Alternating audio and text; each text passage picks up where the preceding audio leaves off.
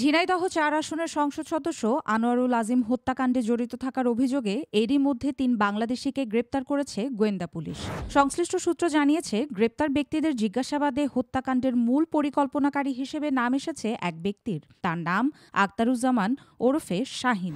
কলকাতার নিউ টাউনে যে ফ্ল্যাটে সংসদ সদস্যকে হত্যা করা হয় সেটি এই আক্তারুজ্জামানের ভাড়া করা। এইটা দীর্ঘ সময়ের একটা পরিকল্পনা।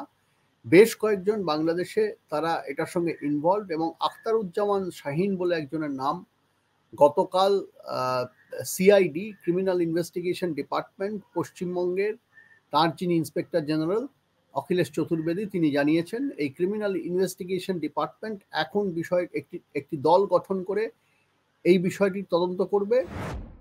কলকাতা পুলিশের একটি সূত্র জানায়, নিউ টাউনের ওই ফ্ল্যাট নাজিয়া বানু নামের এক নারীর কাছ থেকে ভাড়া নিয়েছিলেন মোহাম্মদ আখতারুজ্জামান। নাজিয়ার স্বামী সন্দীপ রায় ওই ফ্ল্যাটের প্রকৃত মালিক। তিনি পশ্চিমবঙ্গ রাজ্য সরকারের আবগারি দপ্তরের কর্মকর্তা। গ্রেপ্তার ব্যক্তিদের জিজ্ঞাসাবাদ সংশ্লিষ্ট একটি সূত্র জানায়, গ্রেপ্তারের পর জিজ্ঞাসাবাদে আমানুল্লাহ পরিচয়দানকারী ব্যক্তি পুলিশকে জানিয়েছেন, এমপি আনোয়ারুলকে খুনের জন্য আখতারুজ্জামান ওরফে শাহিনের সঙ্গে তাঁর ৫ কোটি টাকার চুক্তি হয়।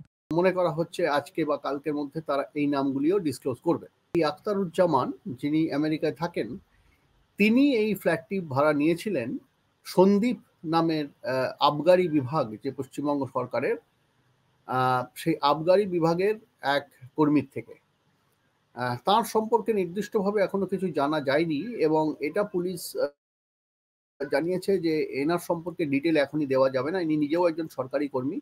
ইনি একজনকে ভাড়া দিয়েছিলেন এবং তার থেকে এই জায়গায় মানে এই ব্যক্তিকে আজিম সাহেবকে এখানে নিয়ে আসার পরে ওখানে তোলা হয়, কয়েকদিন রাখা হয় এবং তারপরে তাকে যতদূর এখনো পর্যন্ত জানা গিয়েছে ১৩ বা ১৪ তারিখ নাগাদ, যেটা এখানে পুলিশের বক্তব্য, এই সময় তাকে হত্যা করা হয়েছে।